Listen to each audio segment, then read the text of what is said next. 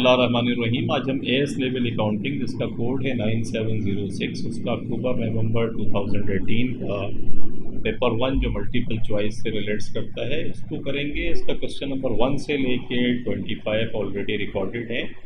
अब guardians academy के YouTube channel की प्लेलिस्ट पे आपको फोल्डर्स मिलेंगे। इसके अलावा 2019 2020 विंटर समर और 2018 समर का पेपर्स भी अवेलेबल है वहाँ पर।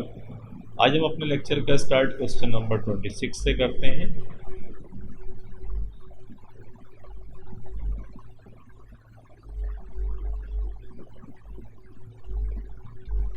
26 में कहता है company manufactures a single product. एक कंपनी सिंगल प्रोडक्ट जो है वो मैन्युफैक्चर्ड करती है with the selling price of $75 per unit. $75 per unit जो है प्राइस है इसकी। The table shows the cost based on sales and production volume of 8000 units के 8000 यूनिट्स जो हैं इन्होंने बनाए हैं और 80,000 यूनिट्स जो है वो सेल भी कर दी है। $75 का एक यूनिट है जो बिकेगा। मल्टीप्लाई कर अगर मैं 8000 से मल्टीप्लाई करूँ क्योंकि 8000 यूनिट्स आपने बेचे हैं तो यू गेट 6,00,000। यह आपका सेल्स रेवेन्यू है। तो सेल्स रेवेन्यू 600,000 आपके पास आ गया। आप अगर कॉस्ट देखें तो डायरेक्ट कॉस्ट आपको दी हुई है, वेरिएबल मैन्युफैक्चरिंग ओवरहेड दिया हुआ है और फिक्स मैन्युफैक्चरिंग ओवरहेड दिया हुआ है। तो डायरेक्ट कॉस्ट आपकी कौन सी हो गई? लेबर हो गया आपका और मटेरियल हो गया आपका। इसके बाद वेरिएबल भी है और फिक्स फैक्ट्री ओवरहेड। इन तीनों को अगर हम प्लस करें तो ये कॉस्ट ऑफ सेल्स आ जाएगा आपका। कॉस्ट ऑफ गुड्स मैन्युफैक्चर्ड कह लें कि जो माल बना था वो पूरे का पूरा बिक गया तो जो कॉस्ट ऑफ गुड्स मैन्युफैक्चर्ड है वही कॉस्ट ऑफ सेल्स है आपकी, क्योंकि ना इसमें ओपनिंग इन्वेंट्री है, वर्क इन प्रोसेस है, ना एंडिंग वर्क इन प्रोसेस है, ना ओपनिंग फिनिश गुड्स है और ना एंडिंग फिनिश गुड्स है। तो ये तीन जो कॉस्ट अगर मैं प्लस करूँ तो 158,000 प्लस 74,000 और प्लस 80,000 312,000 ये कॉस्ट ऑफ सेल्स आ गई आपके पास। कॉस्ट ऑफ सेल्स कह लें, कॉस्ट ऑफ गुड्स मैन्युफैक्चर्ड कह लें। रेवेन्यू आपके पास कितना था? 600,000 का रेवेन्यू है। इसको करते हैं 2,80,000 आपका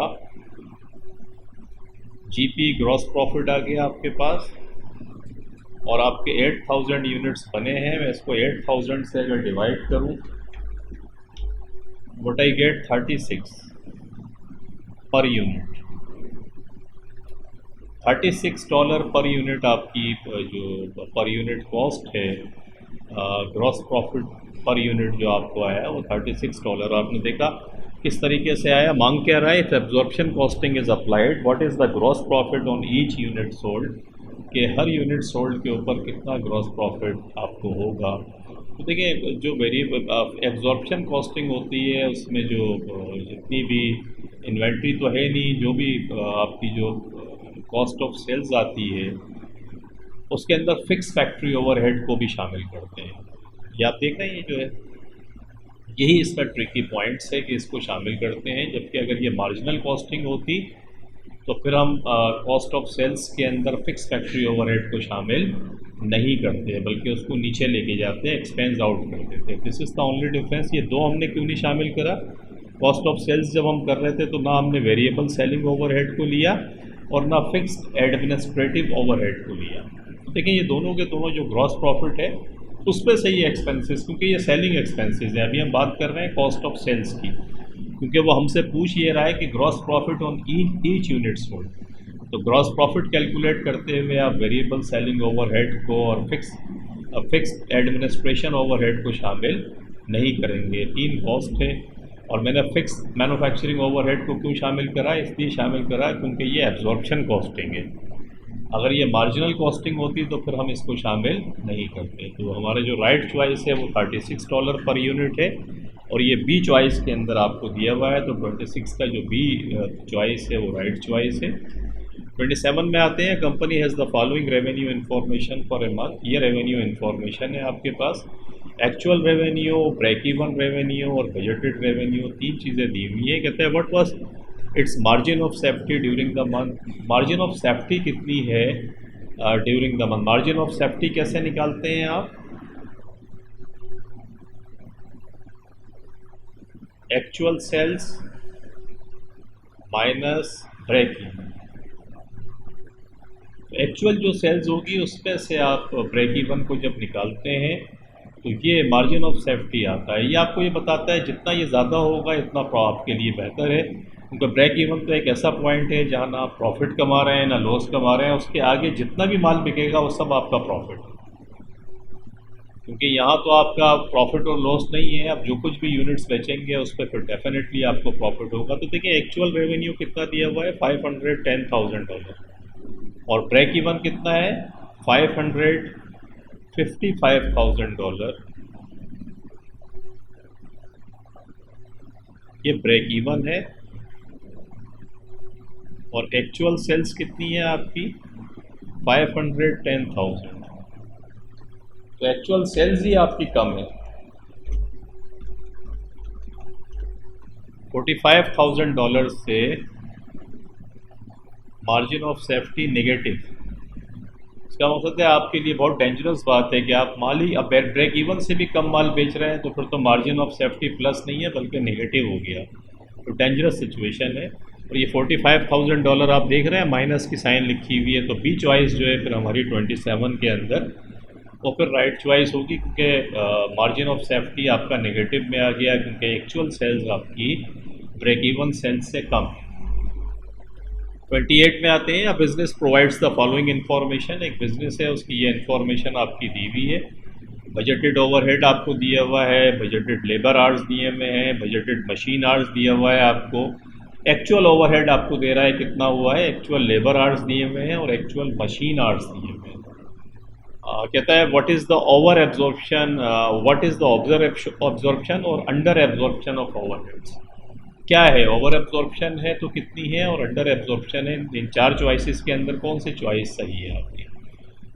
लेकिन जब भी ऐसा कोई सवाल आपके पास आए तो सबसे पहले तो आप रेट निकालें कि बजटेड ओवरहेड का जो बजटेड ओवरहेड रेट है आपका क्या है, जो एक्चुअल आप प्रोडक्शन के ऊपर अप्लाई करेंगे। तो और इसके लिए देखें दो उसने आपको दिए हुए हैं, एक लेबर आवर्स भी दे रहा है, एक मशीन आवर्स भी दे रहा है।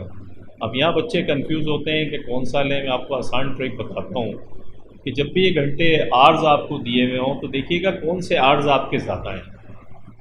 जो आवर्स आपके ज़्यादा होंगे जिस लेवल के ऊपर, जैसे यहाँ पर हमारे सवाल में बजटेड लेबर आवर्स जो हैं वो 25,000 है, whereas budgeted machine hours जो हैं वो कम है। तो जो ज़्यादा आवर्स हो ना जिस लेवल के जिस भी आइटम के, आप उसको ले लीजिएगा। वो एज्यूम करें कि यार ये जो इनका जो फंक्शन है वो लेबर ओरिएंटेड फंक्शन है, तो ये बजटेड ओवरहेड का रेट जो है लेबर आवर्स के ऊपर निकालेंगे। तो 280,000 आपकी उसने बजटेड ओवरहेड था, और जो लेवल था उसका हम क्योंकि लेबर आवर्स को यूज़ कर रहे हैं क्योंकि इसके आवर्स ज़्यादा हैं 25,000, इससे डिवाइड कर दें।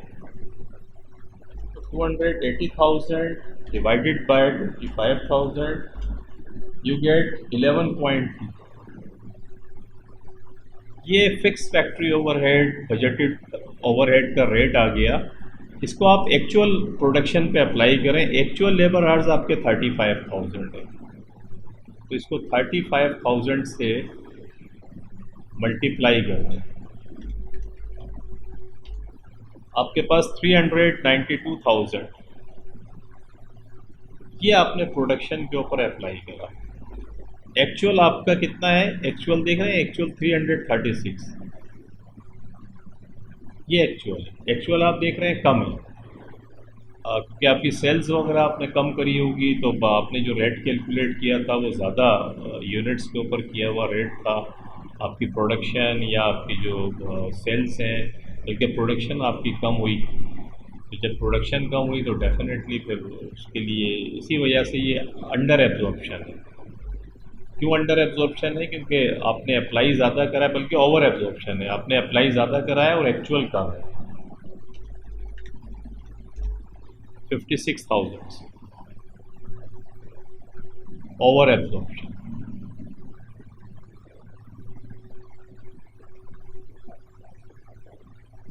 ये ओवर एब्जॉर्प्शन जो है किस चॉइस के अंदर दे रहा है, ए चॉइस के अंदर आप देख रहे हैं 56,000 ओवर एब्जॉर्प्शन तो 28 की जो राइट चॉइस है, फिर ए बनती है over absorb.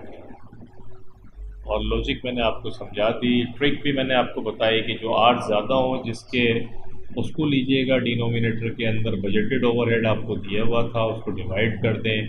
Budgeted labour arts से आपके पास पर यूनिट का रेट आ जाएगा। उसको एक्चुअल प्रोडक्शन के वही, क्योंकि अब लेबर आर्ट्स लिए हैं तो यहाँ भी लेबर आर्ट्स लीजिएगा, उससे मल्टीप्लाई करके हमने जो अप्लाइड फैक्ट्री ओवरहेड है वो निकाल लिया। उसको एक्चुअल से कंपेयर किया तो हमें पता चल गया कि हमने ओवर एब्जॉर्ब किया है 56,000 से। A choice. 29 में आते हैं, business provides the following budgeted information. Budgeted information है कंट्रीब्यूशन टू सेल्स रेशो आपका 60% है। बजटेड सेल्स आपकी $240,000 है और बजटेड प्रोडक्शन यूनिट्स में है वो 40,000 है। तो बजटेड प्रोडक्शन ये है आपकी 240,000 आपकी बजटेड सेल्स है, और यूनिट्स आपके जो थे वो 40,000 थे।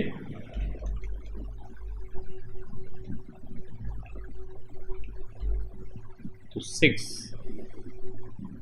पर यूनिट आपने $6 का बेचा। सेलिंग प्राइस आपकी क्या आ गई? 6 आ गई। Have you got my point? Point is that कि बजटेड सेल्स अगर 2 और बजटेड प्रोडक्शन आपने जो करी वो 40,000 यूनिट्स है, और हम एज्यूम कर रहे हैं कि कुछ सारे के सारे बेच दिए, जो बनाए थे वो सब बेच दिए, क्योंकि सवाल में कुछ नहीं बताया उसने हमें। तो 240,000 यूनिट्स जो बेचा है वो रेवेन्यू है, और कितने यूनिट्स बिके हैं? 40,000। प्रोडक्शन को ही आप एज्यूम करेंगे, सेल्स भी यही है। तो निकाल के आपने सेलिंग प्राइस निकाल ली। 60% कंट्रीब्यूशन रेशो है, तो 6 का अगर मैं 60% निकालूं तो कितना आ जाएगा कंट्रीब्यूशन मार्जिन पर यूनिट? 3.6। कहता है what is the contribution per unit? Per unit contribution जो है 3.6 है। तो 29 के अंदर ए चॉइस 3.6 देखे हमने निकाल लिया, बहुत सिंपल था। तो पर यूनिट जो हमें कंट्रीब्यूशन मार्जिन पड़ता है वो $3.6 पड़ता है। सिंपल है।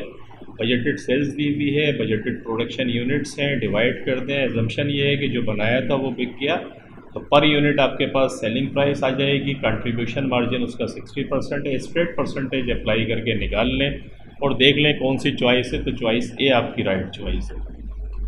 क्वेश्चन नंबर 30 में है, which statement identifies an advantage to a business of financial planning. कि जब आप फाइनेंशियल प्लानिंग करते हैं तो बिजनेस को क्या एडवांटेज होता है?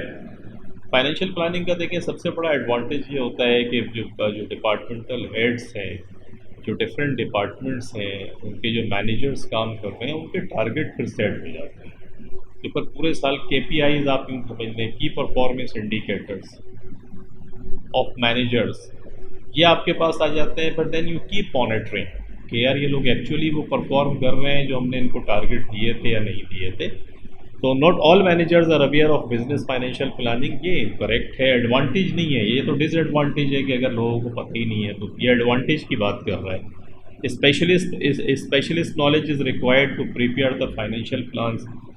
स्पेशलिस्ट नॉलेज की ज़रूरत नहीं है जो लोग बिज़नेस रन कर रहे हैं, और ये भी कोई एडवांटेज नहीं है, डिसएडवांटेज है एक तरीके से कि अगर इतना स्पेशलाइज किस्म का फाइनेंशियल प्लानिंग आप कर रहे हैं।